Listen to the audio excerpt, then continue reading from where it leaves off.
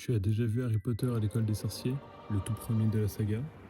Sauf que, est-ce que tu savais qu'il y a un rôle qui a été tourné pour de vrai, par un acteur connu, et personne ne l'a jamais vu à l'écran? C'était pas juste une scène coupée. C'était un vrai rôle important dans les livres, mais complètement effacé du film.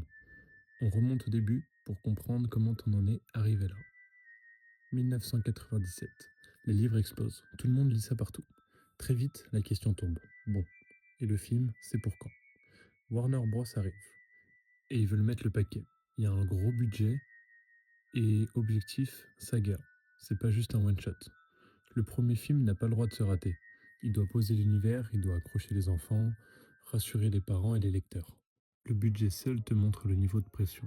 Autour de 125 millions de dollars de production. Et un gros marketing derrière. Le réalisateur Chris Columbus possède un cahier des charges simple. Le film doit être, premièrement et important, compris par des gamins du temps, il doit présenter Poudlard, les professeurs, les règles, le Quidditch, l'intrigue, les fantômes, le château, etc. Le tout en à peu près 2h30. En gros, tout doit être installé, vite et bien fait. Le casting est un casting d'enfants. C'est un vrai marathon. À la fin, ils retiennent pour ce trio magique Daniel Radcliffe dans le rôle de Harry, Emma Watson dans le rôle de Hermione et Rupert Grint dans le rôle de Ron. Si tu te rates là-dessus, la saga n'existe pas, mais on connaît la suite. Le ton du 1, ça doit ressembler à un conte qui t'embarque, pas vraiment le genre de film brouillon. Chaque scène doit faire avancer l'histoire, poser le monde, et tout ça sans te perdre. Car oui, on n'oublie pas, beaucoup d'enfants vont regarder ce film. C'est la ligne directrice à suivre. Au-delà des héros, il faut des figures. Comme on l'a dit, il y a des professeurs, des fantômes, des têtes marquantes. Certains te guident, d'autres montrent que Poudlard est un monde féerique et enchanté. Et dans les livres, il y a un esprit très particulier. Il s'appelle Peeves. Il débarque, il rentre dans les chambres, il fait une bêtise, il repart en rigolant. Lui, il n'aide personne, ça c'est sûr. Il perturbe. C'est le grain de folie des couloirs de Poudlard. Si tu adaptes ça au cinéma, tu te dis ok, il me faut un comédien qui met le feu dès qu'il entre dans le cadre. Mais tout de suite, on se demande qui pour l'incarner. La prod veut une vraie personnalité, pas seulement un figurant parmi tant d'autres. Et un jour, un acteur arrive sur le plateau. Avec lui, tu sens que ça va être sport. Sur le papier, c'est le casting parfait. Sur place, c'est encore mieux.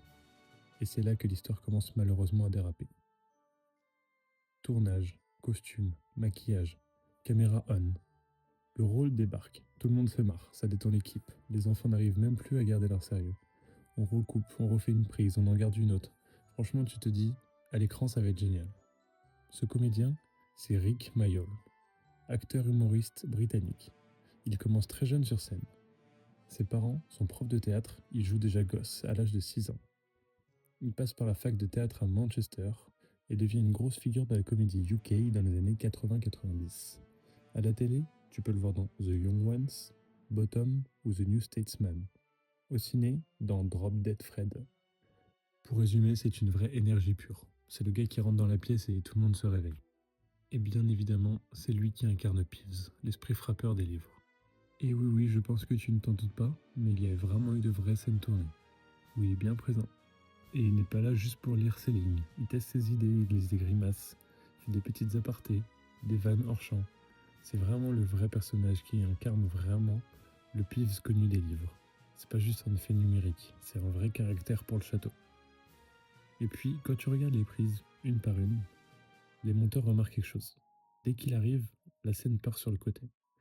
C'est très drôle, mais parfois tu oublies un petit peu ce qui se joue dans la scène. Et dans une prod où tout doit rester clair, ça commence à coincer en salle de montage.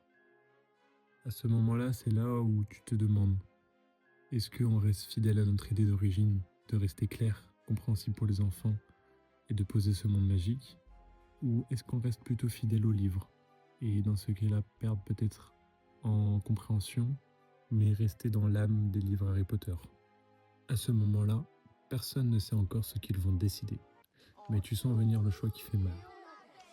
Les monteurs alignent les scènes, les cours, les indices, les Quidditch, tout file droit. Mais c'est vrai que dès qu'il arrive, ça part ailleurs. Tu rigoles mais tu perds le fil. Mais ensuite,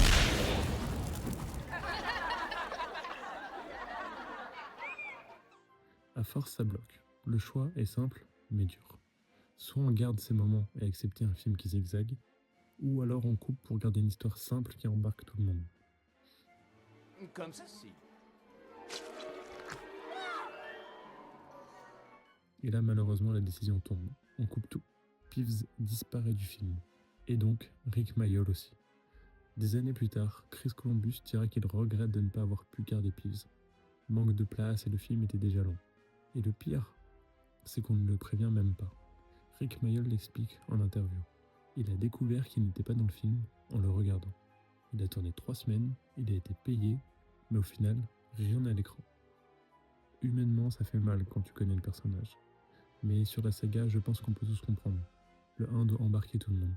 Et ce petit grain de folie qu'apportait Peeves dans les livres, au cinéma, il est un petit peu retrouvé avec la manière dont Fred et George Weasley, les frères jumeaux de Ron, qui jouent un petit peu ce rôle de farceur et ouvrent même leur boutique de farce et attrape, et ont un petit peu ce rôle moqueur tout au long du film et tout au long de la saga.